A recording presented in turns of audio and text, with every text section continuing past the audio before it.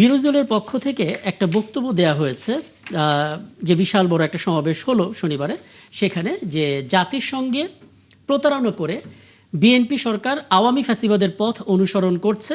তিনি বিএনপিকে সতর্ক করেছেন এবং বলেছেন হাজার চেষ্টাতেও আওয়ামী লীগ হতে পারবে না বিএনপি, বড়জোর দুর্বল আওয়ামী লীগ হতে পারবেন। কথা সেটা না, কথা হচ্ছে আওয়ামী লীগের কার্যক্রম নিষিদ্ধ, ফ্যাসিবাদের অভিযোগ তাদের আছে, বারবার কেন রেফারেন্সে আসবে, তাও বড় সমাবেশে, রাজনীতির মাঠে? তাহলে তো দিন শেষে আমরা আসলে খারাপটাকে যদি রেফারেন্স হিসেবে ব্যবহার করি, ভালোটা হব কি করে? ধন্যবাদ আপনাকে এবং সৌরভ ভাইকে পেয়ে আমি আনন্দিত। সৌরভ ভাই তো স্পষ্টভাষী মানুষ, দেখি সৌরভ ভাই কিছু বলুক, তারপরে কাউন্টারে আমি কিছু বলতে পারি কিনা, আমন্ত্রণ রইল। আসলে যেটা এখন চলছে আর কি, আওয়ামী লীগ কতজন দেশের বাইরে চলে গিয়েছে। দেশের যারা বাইরে চলে গেলে তারা সেফে থেকে কিন্তু তাদের মাথা মগজ মননে তাদের তো এখন কোনো সুস্থ কোনো গতিধারার কোনো রাজনৈতিক চিন্তা আগেও ছিল না। মানুষকে নিয়ে, মানুষের উপর ভর করে, মানুষকে ধারণ করে, মানুষের চেতনা ওগুলোকে ধারণ করে রাজনীতি করতে হবে। আওয়ামী লীগের ভিতর থেকে এটা গত 16 বছর এটা ছিল না।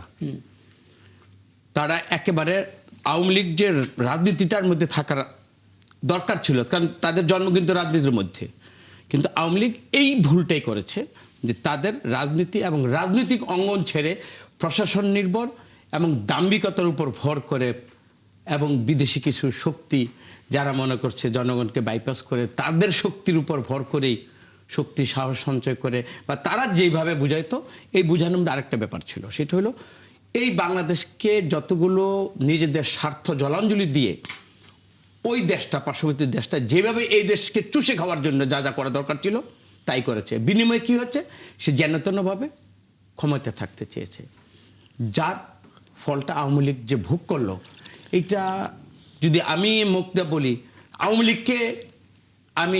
লীগের রাজনীতি থেকে আমি টিচারগিরি করতে পারবো না, কিন্তু তার পরিণতি মানে যে কারণে পরিণতিটা হলো আমার ক্ষুদ্র স্বার্থের জায়গা থেকে আমি মনে করি। সেটা বুঝলাম, আমি 5 আগস্টের পরে কেন রেফারেন্স হিসেবে বারবার রাজনীতি? এখন আপনি কি মনে করেন যে আওয়ামী লীগ অপ্রাসঙ্গিক হয়ে গেছে? আমার বক্তব্য হতে পারে আওয়ামী লীগ, এদেশের আওয়ামী লীগের সংগঠন আমি বাদ দিলাম, তাদের সমর্থকরা হয়তো কেউ ঘুমিয়ে গেছে, না, তাদের বাস্তবতার নিরিখে কেউ মামলার কারণে, কেউ অতীতে লুণ্ঠন করেছে, এমন পাপের রাজ্যে তারা নিমজ্জিত ছিল, তাদের এখন নৈতিক মনোবলটা তাদের নেই।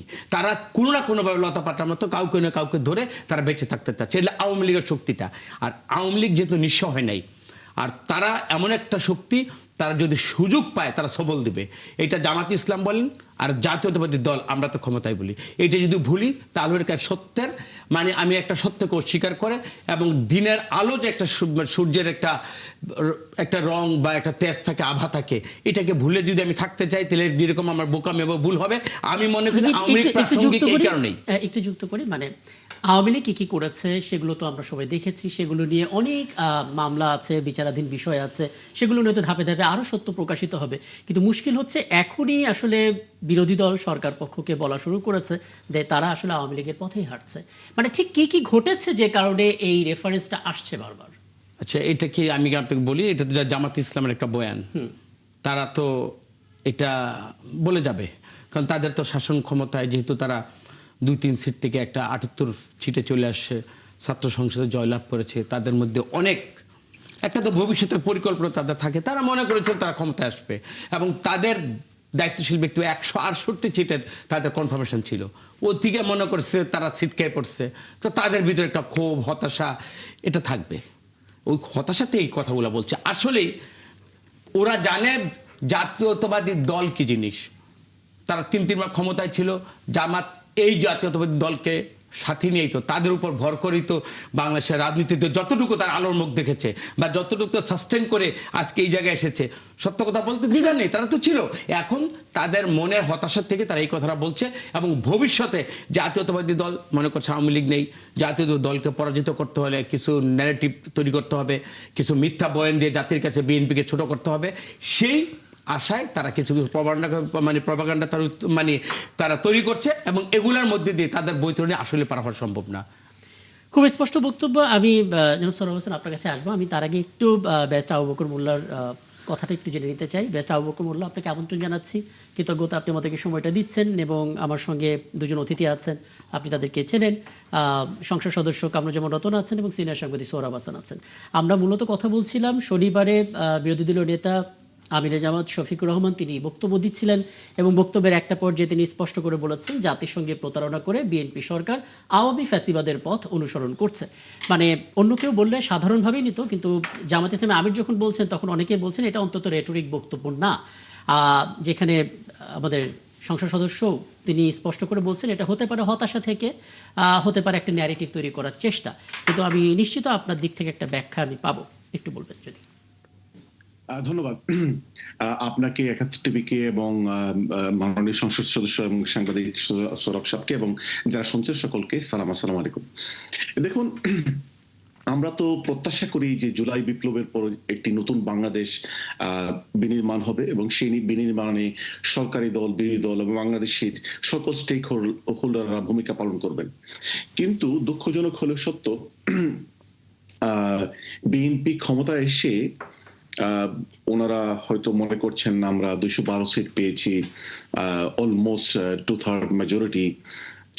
ওনারা আওয়ামী লীগের মতো কিছু চেতনা এবং শব্দের রাজনীতি শুরু করলেন। আওয়ামী লীগ যেমন কথায় কথায় রাজাকার বলতো, শিবির জামাতকে রাজাকার গালি দিয়ে ওনারা রাজনীতি করার চেষ্টা করতেন। বিএনপি একে এসে বিএনপি টপ নেতৃত্ব বলা শুরু করলেন গুপ্ত গুপ্ত গুপ্ত। আরে ভাই, আপনার সাথে তো আমি একসাথে রাজনীতি করেছি দীর্ঘদিন। আমরা রাজনীতি করলাম, জেল খাটলাম, জুলুমের শিকার হলাম, আমরা নির্বাসনের শিকার হলাম, এবং তারেক সাহেব তো আমাকেও চিনে এবং আমাদের সকলকে চিনে এবং আমরা কি কাজ করেছি ওনারা জানে। ওনারা এসে এতদিন পরে আমাদেরকে গুপ্ত গুপ্ত বলে আওয়ামী লীগের মতো আর একটি ত্যাগের রাজনীতি শুরু করেছে, যেটা আওয়ামী লীগ করেছিল। এটি একটি।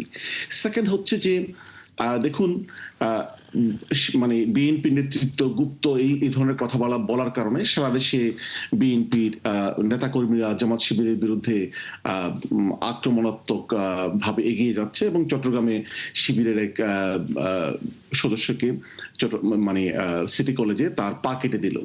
এরপর ঢাকাতে মামলা করতে গেল, মানে থানাতে তারা আক্রমণ করলো। এরপরে প্রধানমন্ত্রী যেখানে বলেছেন ওনার সমালোচনা করা যাবে, উনি ওনার স্যাটারকে উনি মানে বিরোধিতা করবেন না। কিন্তু কি হলো, এ পর্যন্ত অনেককেই ওনাকে এবং সরকারের কিছু মন্ত্রীকে সমালোচনা করার কারণে, হুইপকে সমালোচনার কারণে এই পর্যন্ত অনেককেই কিন্তু অ্যারেস্ট করা হচ্ছে। আমার জানা মতে অন্তত পক্ষে 9 জনকে সরকার অ্যারেস্ট করেছে শুধুমাত্র ব্যঙ্গাত্মক মন্ত্রী প্রধানমন্ত্রীকে ফেসবুকে পোস্ট দেওয়ার কারণে। তো এটি তো মত প্রকাশের স্বাধীনতা হলো না। আওয়ামী লীগ যেখানে মত প্রকাশের স্বাধীনতা বিশ্বাস করে নাই, আওয়ামী লীগ যেখানে ত্যাগের রাজনীতি করেছে, আওয়ামী লীগ যেখানে বিরোধী দলকে কোনো স্পেস দেয় নাই, সংকুচিত করেছে, এখন থানা যে আক্রমণ করা হচ্ছে। তো আওয়ামী লীগের মতো আমরা মনে করছি যে বিএনপি এই চেতনার, তথাকথিত চেতনার এই যে গুপ্ত ত্যাগের রাজনীতি শুরু করেছে এবং মত প্রকাশের স্বাধীনতা দিতে চাচ্ছে না। অপরদিকে দুঃখজনক ভাবে হলেও সত্য, মির্জা ফখরুল সাহেব বিএনপির দ্বিতীয় প্রধান ব্যক্তি, উনি এসে বললেন কি জামাতকে রাজনৈতিকভাবে নির্মূল করতে হবে। নির্মূলের এই কথাটা তো আওয়ামী লীগের রাজনীতি, এটি তো ঘাতক দালাল নির্মূল কমিটির রাজনীতি। বিএনপি জামাতের সাথে এতদিন রাজনীতি করেছে, জামাতের সমর্থনে 91-তে প্রথম ক্ষমতায় তারা গিয়েছে, এরপরে একসাথে আন্দোলন করেছে, রাজনীতি করেছে, 2001-এ জোট করে ক্ষমতায় গিয়েছে। এখন এতদিন পরে এসে তারা জামাত শিবিরকে নির্মূল করতে হবে, তো আমরা তো মনে করছি আওয়ামী লীগের পথেই বিএনপি হাঁটছে। মানে এখানে বেস্ট আবু বকর বললে আপনি খুব চমৎকার করে বলছেন। আমি বিরতির পরে এসে আরো জানার চেষ্টা করবো।